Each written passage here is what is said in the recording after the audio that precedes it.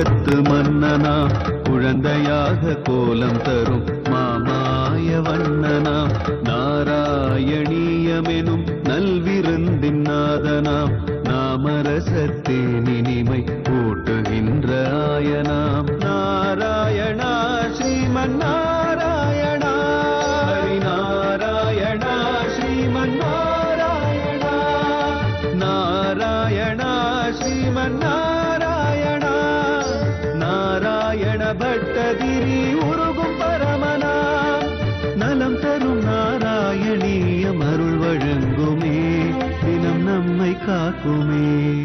இரண்யாக்ஷம் தாவத் வரத பவத வேஷன பரமோ சரதோ சம்வர்த்தே பயசி நிஜங்கா பரிமிதே பவத் பக்தோ கத்வா கபடபடு திரநாரத முனிகீகே சனைரூச்சேன தனுஜமபி நிந்தம் ஸ்தவ பலமோ.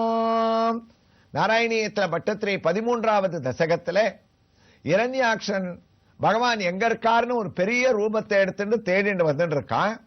ஆனா சுவாமி இவன் இருக்கிற பக்கம் இல்லாமல் ரசாதல லோகத்திலேருந்து பூமாதேவிய பரம சுலபமாக எடுத்துண்டு எந்த இடமும் அலுங்காமல் குலுங்காமல் மேல வந்துட்டார். வைகுண்டத்தை நோக்கி கிளம்ப ஆரம்பிச்சுட்டார் கீழேந்து வந்தவர். அப்ப அவருடைய ஜல திவலைகள் எல்லாம் உலகம் முழுக்க தெளிச்சு ஒரு பக்கத்துல சனகர் சனந்தனர் சனாதனர் சனத்குமாரர் இவாளெல்லாம் அவரை சோஸ்திரம் பண்ணிட்டு இருக்காளாம். இன்னைக்கும் நம்ம சேலம் பக்கத்துல இருக்கக்கூடிய நாமக்கல் கஷேத்திரத்துல வராக சுவாமிக்கும் நரசிம்மருக்கும் ஒரு ஒத்துமைன்னு நம்ம சொல்லிட்டே இருக்கோம் இல்லையா? அங்கேயும் நரசிம்மர் பக்கத்துல கர்ப்ப கிரகத்திலேயே வராக மூர்த்தி பூமாதேவியை எடுத்துட்டு கிளம்பக்கூடிய ஒரு ரூபத்துல மேல நம்ம போய் தரிசனம் பண்ணோம்னு சொன்னால் வராக சுவாமிக்கு மேல சனக சனந்தன சனாதன சனத்குமாரால் எல்லாரும் கைய கூப்பிண்டு அவரை வணங்கக்கூடிய ரூபத்தையும் இந்த ஜல திவலைகளால அவர்களுக்கு புரோக்ஷணம் நடக்கக்கூடிய வைபவங்களையும் தேவதைகள்லாம் சோஸ்திரம் பண்றத ஒரு வராக நரசிம்ம ரூபமாக அங்கேயும் நம்ம தரிசனம் பண்ணலாம். அதே ஒரு வைபவத்தை தான் இந்த ஒரு ஸ்லோகத்துல வர்ணிக்கிறார்.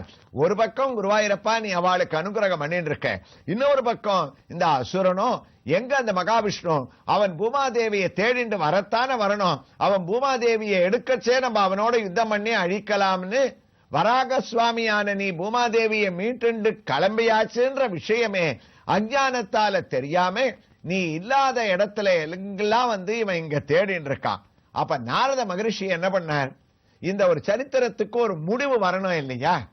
இவன் அபகரணம் பண்ணிட்டு இவர் வீட்டுன்னு வந்தது தெரியாம இரண்யாக்ஷன் தேடுறதும், அவனை சந்திக்காமையே இவர் வைகுண்டத்தை நோக்கி போகிறதும், இவர் வைகுண்டத்தை அடைஞ்சுட்டாருன்னா இந்த பாபியை அழிக்க முடியாது, அவ காரியம் முடிஞ்சு போயிடும். மறுபடியும் இவன் எப்ப போய் என்ன ஒரு தப்ப பண்ணி இவர் அழிக்கிறது?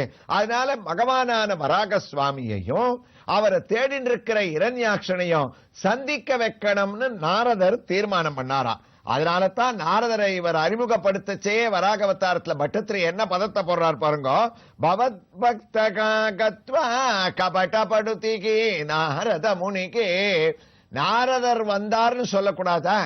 கபடமான கலகத்துல கை தேர்ந்தவரான நாரதர் குருவாயூரப்பா உன்னுடைய வராக அவதார சரித்திரத்துல நுழைஞ்சாராமே. அப்ப என்ன ஆச்சு? அவர் இவனை சந்திச்சு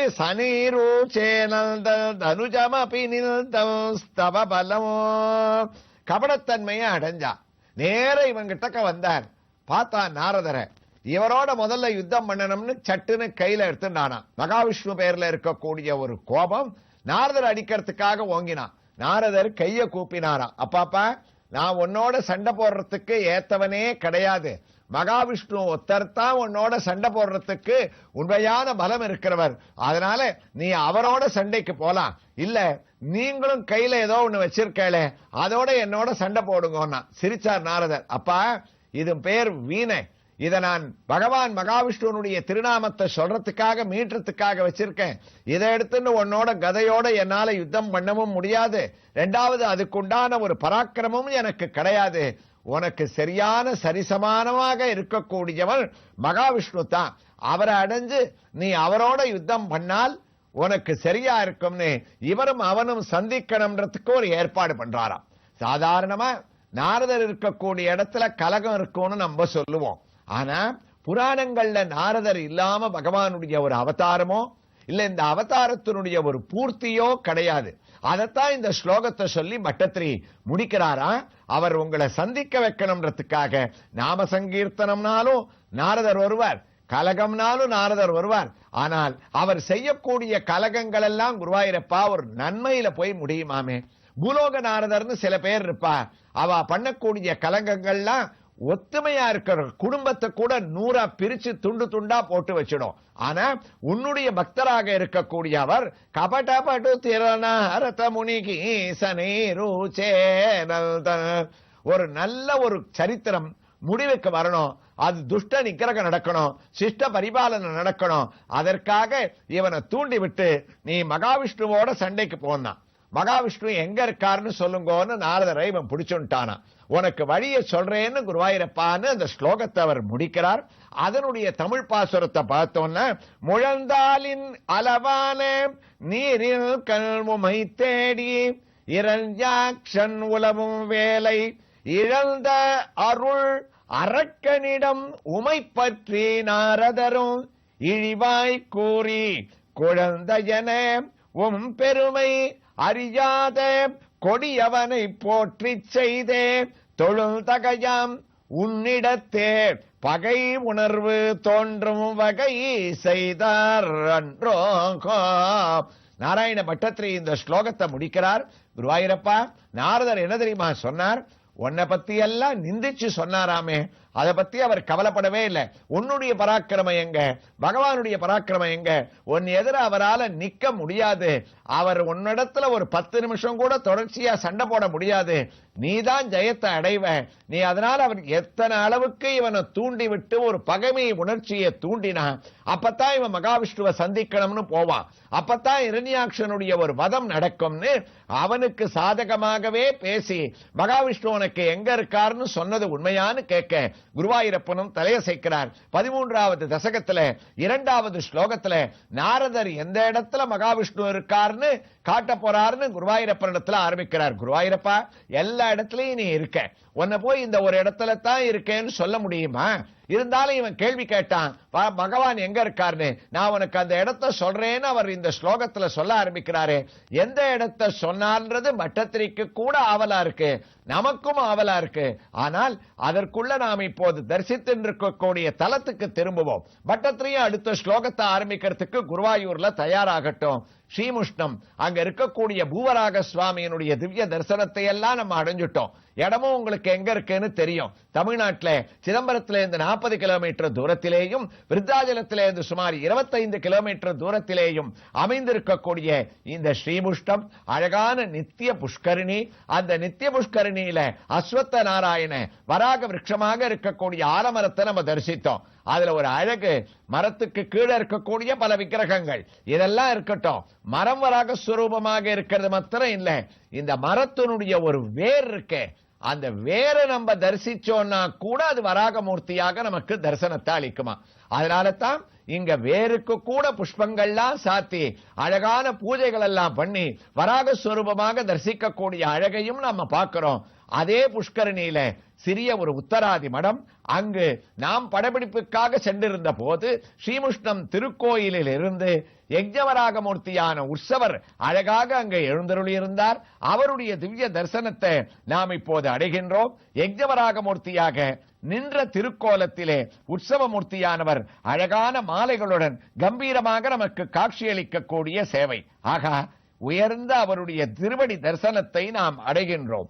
அந்த திருவடியிலே அழகான பல தண்டைகளை தான் சார்த்தி கொண்டிருக்க, எந்த மேரு மலையே அவருக்கு தண்டையாக சலங்கையாக வந்தது என்று நாம் நாராயணியத்திலே ஸ்ரவணம் செய்தோமோ, அதே தண்டையைத்தான் சார்த்தி கொண்டு சதுர்புஜங்கள், 2 திருக்கரங்களிலே சங்கு சக்கரம், 3வது திருக்கரம் வாருங்கள் என்று நம்மை பயத்தை போக்கக்கூடிய அபய கஸ்தமாக அமைந்திருக்க, 4வது கை திருக்கரமானது அழகான கதையை கையிலே ஊன்றிக் கொண்டிருக்கின்றதாம். ஏனென்றால் கதையோடு இந்த இரண்யாக்ஷன் சண்டையிட்ட போது பகவானும் கதா யுத்தத்தை அவனுடன் நடத்தினார். அந்த கதையை தான் கையிலே வைத்துக் கொண்டு, ஆகா, விக்கிரகத்திலே இருக்கக்கூடிய இயல்பான ஆபரணங்களையும் நாம் தரிசிக்கின்றோம். சிரித்த மந்தகாசமான முகம், திறந்த கண், உயர்ந்த திலகம், அந்த திலகத்திற்கு மேல் அழகாக சாற்றப்பட்ட கிரீடம், இரண்டு பக்கமும் பளபளக்கக்கூடிய அழகான கர்ண பத்திரங்கள். இது மட்டுமா, இவர் பூமாதேவியை மீட்டு வந்தாலும் உயர்ந்த லக்ஷ்மி பதக்கத்தை தன்னுடைய வக்ஷஸ்தலத்திலே சார்த்திக் கொண்டிருக்கக்கூடிய அழகான சேவை. அது மட்டுமல்ல, உத்தராதி மடம் என்று இந்த பதக்கத்திலே பொறிக்கப்பட்ட தேதியுடன் கூடிய இந்த ஸ்ரீமடத்தால் சார்த்தப்பட்ட பதக்கத்தையும் அபயகஸ்தத்தோடு நாம் தரிசித்துக் கொண்டிருக்கின்றோம். அது மட்டுமல்ல, இருபுறமும் இரு தேவிமார்கள், ஸ்ரீதேவியானவள் அழகான தன்னுடைய திருவடி தரிசனத்தை அளித்துக் கொண்டு திருமாங்கல்யத்தை தான் சார்த்திக் கொண்டு நீலக்கல் பதக்கத்திலே சிரித்த முகத்துடன் கிரீடத்துடன் நமக்கு சேவை சாதிக்க, பூமி பிராட்டி மற்றொரு புறம் ஒரு திருக்கரத்திலே ஆக்வான ஹஸ்தமாகத்தான் வைத்துக் கொண்டு மற்றொரு திருக்கரத்திலே அழகாக தான் தாமரை பூவை தாங்கிக் கொண்டு வராக பதக்கத்துடன் திருமாங்கல்யத்துடன் நமக்கு காட்சியளிக்கக்கூடிய ஸ்ரீதேவி பூதேவி, இவர்களோடு யஜ்ஞவராகமூர்த்தி உற்சவரை பற்றி பிரமிக்கக்கூடிய அழகான ஒரு தலவரலாறானது இங்கே அமைந்திருக்கின்றது. பிரதிவருடம் மாசிமகம் உற்சவத்திலே அழகான ஒரு திருநாளிலே இந்த சுவாமியானவர் கடற்கரைக்கு எழுந்தருளும் போது வழியிலே தைக்கல் என்ற ஒரு கிராமம் உண்டதாம். அந்த தைக்கல் கிராமத்தில் இருக்கக்கூடிய இஸ்லாமிய மன்னர் தான் ஆட்சி புரியும் போது இந்த ஸ்ரீமுஷ்ணம் பூவராகமூர்த்தியினிடத்திலே அவ்வளவு பக்தியாக இருந்தாராம். சுவாமியினுடைய திருப்பணிகளுக்காக தான் அவ்வளவு உதவிகளை செய்திருக்கின்றார். அதனால் பூவராகமூர்த்தி அந்த இஸ்லாமிய சகோதரர்களிடத்திலே நன்றியை தெரிவிக்கும் பொருட்டு தான் தைக்கல் கிராமத்திற்கு எழுந்தருளும் போது அவர்களுடைய மசூதி வாசலிலே மண்டகப்படியை நடத்துவதும், அங்கு இருப்பவர்கள் சுவாமிக்கு மாலை மரியாதைகளுடன் அவர்கள் தட்டை சமர்ப்பிப்பதும், இவரும் அதாவது பூவராக சுவாமியும் தன்னுடைய மாலைகளை களைந்து அவர்களுக்கு அனுப்புவதும் அவர்களுக்கு அளிப்பதும் நமக்கு சமுதாய நல்லிணக்கத்தையும், பூவராக சுவாமியானவர் பாரபட்சமின்றி தன்னுடைய அருளை வாரி வழங்கக்கூடிய ஒரு ஒற்றுமையையும் நாம் மதங்களை கடந்து இந்த பூவராக சுவாமியான யஜ்ஞவராகமூர்த்தியிடத்திலே நாம் தரிசித்துக் கொண்டு குருவாயூருக்கு திரும்பிவிட்டோம். பட்டத்திரியும் 13வது தசகத்தினுடைய 2வது ஸ்லோகத்தை துவங்கிவிட்டார். குருவாயூரப்பா, சமாஜாவி விஷ்ணுர் ஹரதி பவதீஜம் வசுமதிமோம் பிரபோ கஷ்டமோ கஷ்டமோ கிமிதமிதி தேனா விகதிதகம் நதல் குவாசோ குவாசோ இதி சமுனினா தர்சிதபதோ பவல்தமோ சம்பிராப்தம் தரணிதரம் உத்யல்தமுதகாத். நாராயண பட்டத்திரி, குருவாயூரப்பா, இரண்யாக்ஷன் நீ சொன்ன அந்த மகாவிஷ்ணு எங்க இருக்கார் அப்படின்னு நாரதர் கிட்ட கேட்ட உடனே நாரதர் ரொம்ப கெட்டிக்காரத்தனமா பதில் சொல்ல ஆரம்பிச்சாராம். அப்பா, அவனை மகாவிஷ்ணுன்னு நீ சொல்லாத, அவன் மகாவிஷ்ணுன்னு சொல்றதை விட என்ன சொல்லலாம் தெரியுமா? சமாஜாவி விஷ்ணு பவதீயம் வசுமதிமோகம். நாரதருடைய பேச்சிருக்க அசுரால மயக்கி அவர்கள் அழிவதற்கு வழி தேடுவாராம். மாயாவி விஷ்ணு இருக்காரே, அந்த விஷ்ணு உன்னுடைய பூமாதேவியை எடுத்துட்டு கிளம்புறாரு பாரு. விஷ்ணு ஹரதி பவதீயாம் வசுமதியும், உன்னுடைய பூமாதேவின்னு ஆரம்பிச்ச உடனே அவனுக்கு ஒரு ஈடுபாடு வந்துருத்து. அவ்வளவு அழகா அவனை இழுத்து பகவானோட சண்டை போட வைக்கிறதுக்காக தொடர்கிறார் இந்த ஒரு ஸ்லோகத்தை. நாரதர் எவ்வாறு தொடர்கிறார்னு பட்டத்திரி அனுபவிக்கக்கூடிய ஒரு வைபவங்களே இப்போது ஸ்ரீமுஷ்ணத்தில் எழுந்தருளி இருக்கக்கூடிய ஸ்ரீதேவி பூதேவி சமேத யஜ்ஞவராகமூர்த்தியின் திவ்ய ஆரத்தியோடு அவர்களிடமிருந்து உத்தரவு பெற்றுக்கொண்டு அடுத்த ஒரு திவ்ய கஷேத்திரத்தில் எம்பெருமானின் தரிசனத்தோடு நாராயணியத்தின் வராக அவதாரத்தை தொடர்ந்து கேட்கலாம். கிருஷ்ணாய துப்யம் நமகா.